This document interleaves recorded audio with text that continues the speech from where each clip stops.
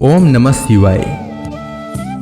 जिस प्रकार इस ब्रह्मांड का न कोई अंत है और न ही कोई शुरुआत, उसी प्रकार शिव अनादि हैं। संपूर्ण ब्रह्मांड शिव के अंदर समाया हुआ है।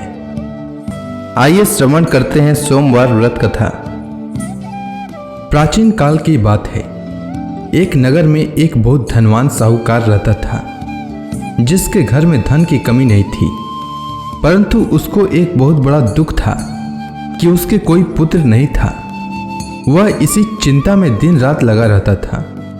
वह पुत्र की कामना के लिए प्रत्येक सोमवार को शिव जी का व्रत और पूजन किया करता था तथा सायंकाल को शिव मंदिर में जाकर शिव जी के सामने दीपक जलाया करता था।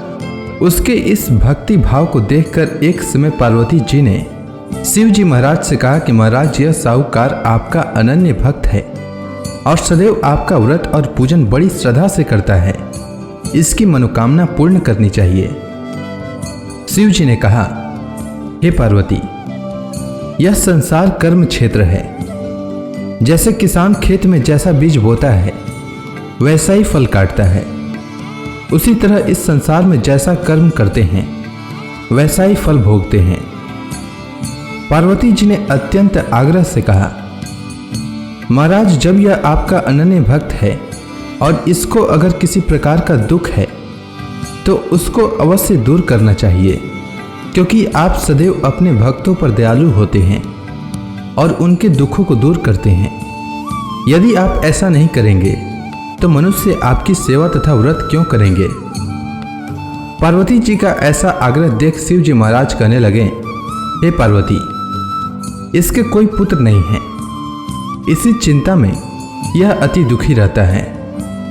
इसके भाग्य में पुत्र न होने पर भी इसको मैं पुत्र प्राप्ति का वर देता हूँ, परंतु यह पुत्र केवल 12 वर्ष तक जीवित रहेगा। इसके पश्चात वह मृत्यु को प्राप्त हो जाएगा। इससे अधिक मैं और इसके लिए कुछ नहीं कर सकता। यह सब बातें साहूकार सुन रहा था। इससे उसको न तो कुछ प्रसन्नता हुई और न ही कुछ दुख हुआ। वह पहले जैसा ही शिव जी महाराज का व्रत और पूजन करता रहा। कुछ काल व्यतीत हो जाने पर साहूकार की स्त्री गर्भवती हुई और 10वें महीने में उसके गर्भ से अति सुंदर पुत्र की प्राप्ति हुई। साहूकार के घर में बहुत खुशी मनाई गई, परंतु साहूकार ने उसकी केवल 12 वर्ष की आयु जानकर अधिक प्रसन्नता प्रकट न की और न ही किसी को भेद ही बताया। जब वह बालक 11 वर्ष का हो गया तो उस बालक की माता ने उसके पिता से विवाह आदि के लिए कहा, तो वह साहूकार कहने लगा कि अभी मैं इसका विवाह नहीं करूंगा, अपने पुत्र को काशी जी पढ़ने के लिए भेजूंगा। फिर साहूकार ने अपने साले अर्थात बालक के मामा को बुला करके उसको बहुत सा धन देकर कहा, तुम मेरे बालक को काशी जी पढ़ने के लिए ले जाओ और रास्ते में जिस स्थान पर भी जाओ यज्ञ तथा ब्राह्मणों को भोजन कराते जाओ। वह दोनों मामा भांजे यज्ञ करते और ब्राह्मणों को भोजन कराते जा रहे थे। रास्ते में उनको एक शहर पड़ा। उस शहर में राजा की कन्या का विवाह हो रहा था। दूसरे राजा का लड़का जो विवाह कराने के लिए बारात लेकर आया था, वह एक आंख से काना था। उसके माता पिता को इस बात को लेकर बड़ी चिंता थी कि कहीं वर को देखकर कन्या के माता पिता विवाह में किसी प्रकार की अड़चन पैदा न कर दें।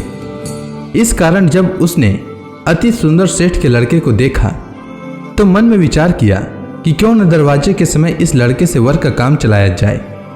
ऐसा विचार कर वर के पिता ने उस लड़के और मामा से बात की तो वे राजी हो गए। फिर उस लड़के को वर के कपड़े पहनाकर तथा घोड़ी पर चढ़ाकर दरवाजे पर ले गए और सब कार्य प्रसन्नता से पूर्ण हो गया। फिर वर के पिता ने सोचा कि यदि विवाह कार्य भी इसी लड़के से करा लिया जाए तो क्या बुराई है। ऐसा विचार कर लड़के और उसके मामा से कहा, यदि आप फेरों का काम और कन्यादान के काम को भी करा दें तो आपकी बड़ी कृपा होगी और मैं इसके बदले में आपको बहुत कुछ धन दूंगा।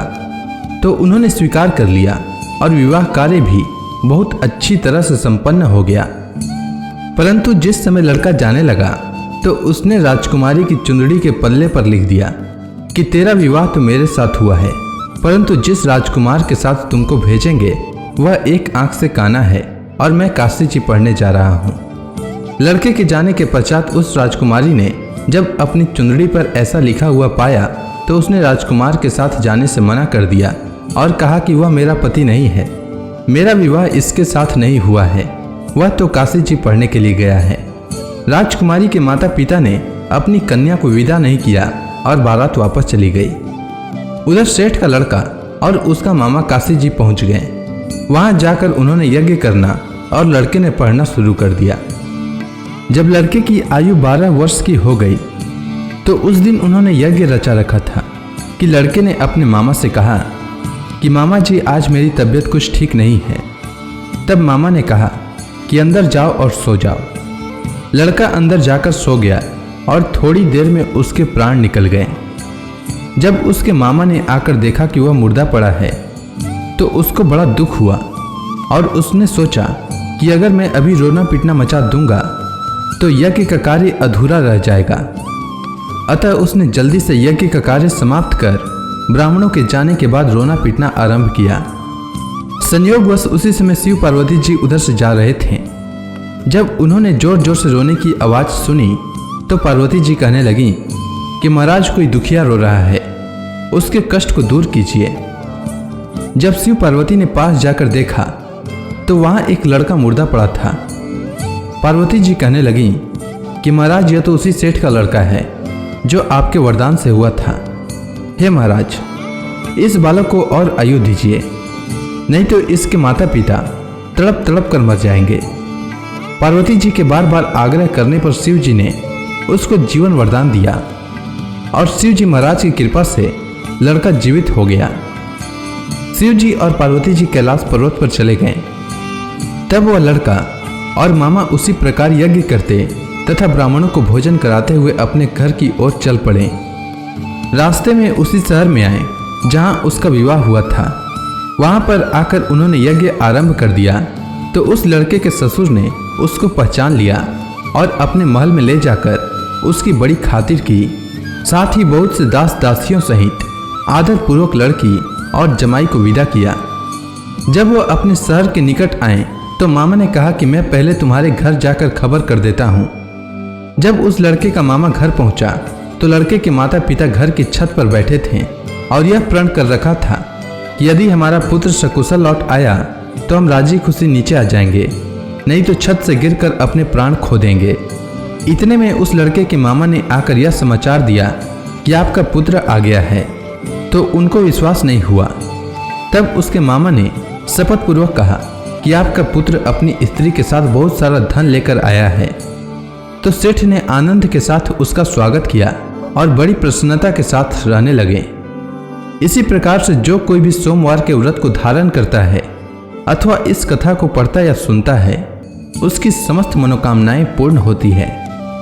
उम्मीद है आपको सोमवार व्रत की कथा अच्छी लगी होगी। अगर आपको यह वीडियो अच्छी लगी हो तो कमेंट सेक्शन में ओम नमः शिवाय लिखना न भूलें। धन्यवाद।